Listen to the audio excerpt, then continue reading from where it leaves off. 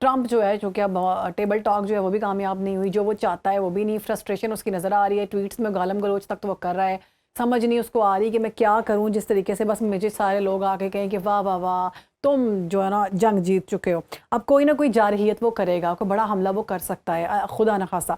ऐसी सूरत में आप क्या समझते हैं, ईरान कितना तैयार है और ईरान का रिएक्शन क्या होगा? देखें, सवाल पहला ये है कि कितना बड़ा हमला कर सकता है या हम्म। क्या कर सकता है। हम्म। पावर प्लांटों को, डिसैलिनेशन प्लांट्स को, ब्रिजेस को, घरों को, हॉस्पिटल्स को, मिलिट्री बेसिस को, हर चीज को तो ये, पुलिस स्टेशंस को चुन चुन के, मेट्रो स्टेशंस को, स्टेडियम्स को, हर चीज को तो ये अटैक कर चुका है। तो ये जो हम्म। नया अटैक करेगा वो यूनिक किस तरीके से होगा? क्या ये बूट्स ऑन ग्राउंड करेगा? हम्म। अच्छा जी, बूट्स ऑन ग्राउंड करेगा तो सबको पता है कि क्या होगा। एयर में तो फिर भी ईरान शायद पकड़ने में मुश्किल रखे कि हम्म। जहाज रोक सके। 1.5 करोड़ लोग इस वक्त आमादा है ईरान में, जी। रजिस्टर्ड हैं कि अगर ग्राउंड फोर्सेस आएंगी तो उनका मुकाबला करेंगे। तो द प्रॉब्लम इज के the United states does not have many options, वो उसके पास ज्यादा ऑप्शंस नहीं है। और कुछ चीजें जंग के बाद खुलेंगी, कुछ चीजें जंग के बाद खुलेंगी मेरे ख्याल में।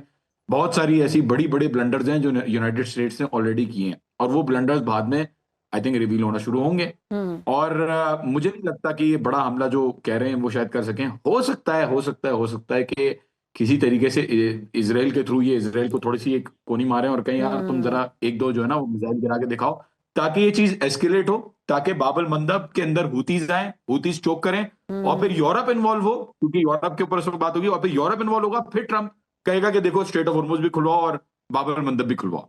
और हो सकता है इस जंग को बढ़ाने के लिए, क्योंकि खुद कोशिश से तो कुछ करें। कर नहीं सका, तो हो हम्म। सकता है उनको इन्वॉल्व करने के लिए ये चीज करे। इट बिल्कुल। Is possible. अच्छा, क्या अभी ट्रम्प जो है वो खुद तो कुछ नहीं करता हुआ दिखाई दिए, हमने देखा कि इसराइल तो वैसे ही जो है इनके रहमो करम पर चल रहा है। तो ऐसी सूरत में हमने देखा है जो ट्रम्प जो है काफ़ी जगहों पर लोगों के साथ नाला नज़र आए हैं, जर्मनी के साथ, बरतानिया के साथ और दीगर ममालिक के साथ जो सब नेटो में हैं। उन्होंने कहा कि हमने बहुत हेल्प की, लेकिन जब हमारी बारी आई तो हमारी मुश्किल में कोई हमारे काम नहीं आया। और अभी भी हम देख रहे हैं कि बाकी दीगर ममालिक कह रहे हैं कि हम आपके साथ नहीं हैं इस जंग में। तो इनके बगैर क्या ये इस काबिल हैं कि ये सारे हमले करके या आबना हुरमज़ के हवाले से जो बड़े बड़े दावे कर रहे हैं वो उसको कंप्लीट तौर पर उसका ले सकें सारा कंट्रोल?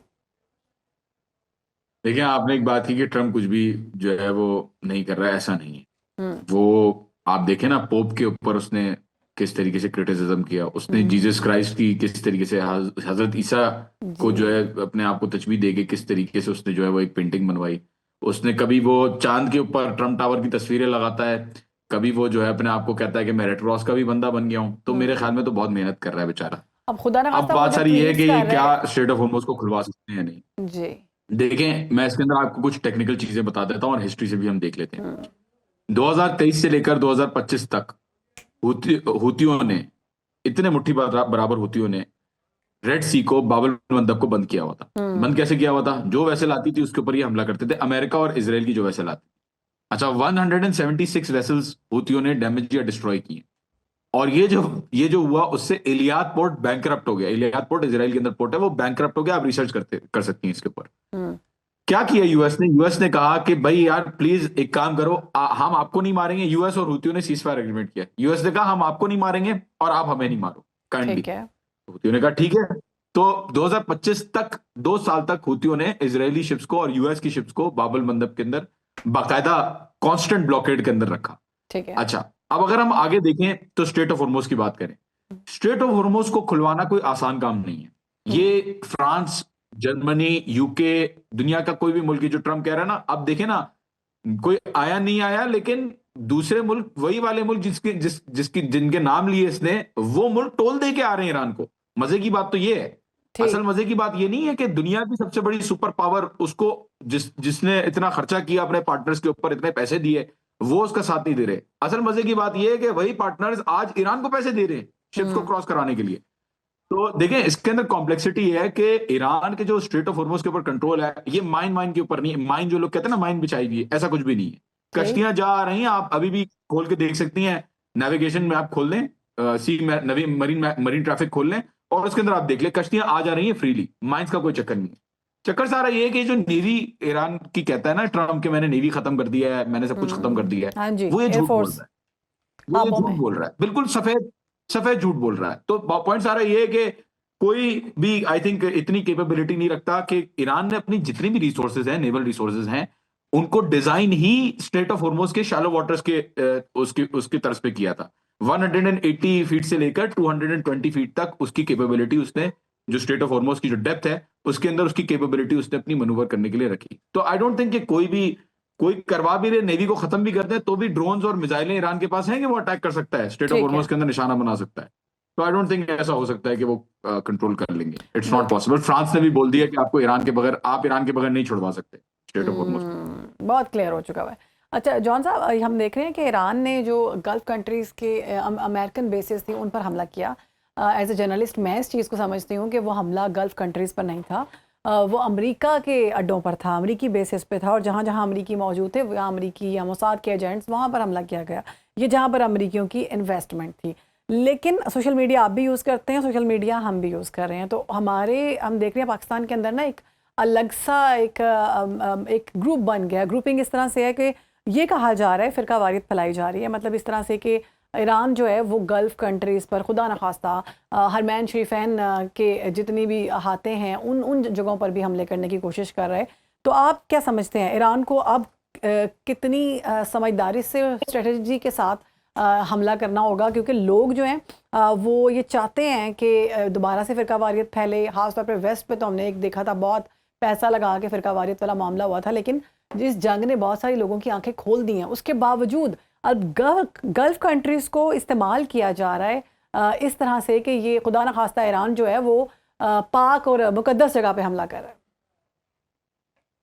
देखिए, बिल्कुल सही कहा आपने। एक ग्रुप है ऐसा जो ये बातें कर रहा है, और मेरे ख्याल में तो पाकिस्तान के अंदर अब ओवरवेलमिंग मेजॉरिटी लोग समझ चुके हैं, क्योंकि देखें, शिया सुन्नी का मामला तो ना कभी है ना कभी था। जी। ईरान 40 ईयर से जिनकी वजह से सैंक्शंस रख के बैठा हुआ है और जिनकी वजह से जंगे कर रहा है, वो क्या शिया हैं? मतलब फलस्तीनी क्या शिया हैं? इराक के अंदर जो फोर्सेज हैं उसके अंदर भी पूरी शिया कॉम्पोजिशन नहीं है। कुछ ऐसा है। ग्रुप्स हैं जो बाकायदा से सुन्नी ग्रुप्स हैं जो ईरान के साथ काम कर रहे हैं। तो ये शिया सुन्नी वाला आर्गुमेंट तो पहले मेरे ख्याल में ये लोगों को नहीं यूज करना चाहिए, और अब लोग मेरे ख्याल में यूज करेंगे भी नहीं, क्योंकि बहुत चीजें क्लियर हो चुकी है, सिवाय कुछ लोगों के जिनके अंदर देखिए बुग्ज है, जो जो इंडिया या इसराइल के एजेंडा के ऊपर काम कर रहे होंगे वो ऐसी बातें करेंगे, और कोई मेरे ख्याल में ऐसी बात नहीं करे। दूसरा ये कि जो अभी आप सिचुएशन अगर देखें तो जितने भी जगहों पे अटैक्स हुए, वो सारे अटैक्स आप चुन चुन के एक एक अटैक की लिस्ट, जहां जहां अटैक्स हुए उनको आप देखिएगा कि एग्जैक्टली अटैक्स कहां हुए। कई यूएस के सोल्जर्स जो है वो बैठे में, कहीं डायरेक्टली बेस के ऊपर अटैक हुआ है, कहीं सीआईए के हेडक्वार्टर के ऊपर अटैक हुआ है, या फिर कहीं अगर किसी की मासूम की जान गई है तो वो क्यों गई है ये भी आप जरा स्टडी कीजिएगा। जो ड्रोन आते थे, मिसाइलें आती थी, उनको रोकने के लिए ये ममालिक जो है वो अपने इन मिसाइलों को इंटरसेप्ट करते थे, और जाहिर है जब इन मिसाइलों को इंटरसेप्ट करेंगे या ड्रोन्स को इंटरसेप्ट करेंगे जो बेस के ऊपर जा रही हैं, तो जाहिर सी नीचे बात है आएंगे। उसका जो मलबा गिरेगा उससे उससे जानी नुकसान होगा। और मेरे पास तो चीजें डॉक्यूमेंट है, मैं ये चीजें अपने यूट्यूब पे भी लगाता रहा हूं। अगर आप देखेंगी तो आपको यहाँ पे नजर आएगा कि 12 दिन की जंग में बड़ा, देखें, ईरान को भी बड़ा अफसोस हुआ। अच्छे अच्छे ताल्लुकात चाहता है ईरान, कुछ ममालिक के ऊपर तो ईरान ने बिल्कुल भी अटैक नहीं किया। फॉर एग्जाम्पल, ओमान के ऊपर क्या अटैक किया? नहीं किया। ऐसे है। तुर्की के ऊपर क्या अटैक किया? नहीं किया। अजरबैजान जो कि पिछली जंग में जिसने इजराइल का साथ दिया, उसके ऊपर अटैक किया? नहीं नहीं किया। किया। क्यों नहीं किया? क्योंकि ममालिक ने साथ नहीं दिया अमेरिका और इजराइल का। 2 हफ्ते तक कतर के अंदर भी आप देखेंगे मिस शहरबानों के अटैक्स जो है वो बंद हो चुके थे, आपने देखा होगा खुद से। ऐसे ही अब है। जितने भी अटैक्स बाद में हो रहे थे या पहले भी हो रहे थे, तो देखिए यूरोपियन ममालिक ने जब अपनी एयर स्ट्रिप देना बंद कर दी, लैंडिंग और टेक ऑफ स्ट्रिप देना बंद कर दी, जब एयर स्पेस कुछ ममालिक ने देना बंद कर दिया, जब एयर बेसिस यूज करने से, इस्तेमाल करने से मना कर दिया यूरोपियन ममालिक ने, तो ईरान को तो दुख हुआ कि ये अरब ममालिक मुसलमान होते हुए भी क्यों यूएस को अपने बेसिस इजाजत दे रहे कि वो बेसिस, सिवाय ओमान के और सिवाय तुर्की के और सिवाय अजरबैजान के। दुख हुआ ईरान को कि क्यों इन्होंने इजाजत दे दी है कि अपने बेसिस भी इस्तेमाल करें, क्यों सही। इजाजत दे दी है कि हिमार मिसाइल भी लॉन्च हो, क्यों इनके तैयारे इजरायली तैयारों को तेल पिलाते हैं। ये ईरान का बड़ा एक शिकवा था, गिला था। तो जाहिर सी बात है अब इंशाल्लाह चीजें हल हो गई हैं। मुझे नहीं लगता कि अब चीजें खराब होंगी। सऊदी अरब ने भी बात अच्छी कर ली ईरान से। दुबई को तो, यूएई को तो मैं कहता हूं कि बिल्कुल भी इसका फ्यूचर बिल्कुल खत्म हो चुका है। जंग इसके साथ मेरा नहीं ख्याल कि कभी खत्म हो सकती है, आगे जाके भी तो जंग इस होगी।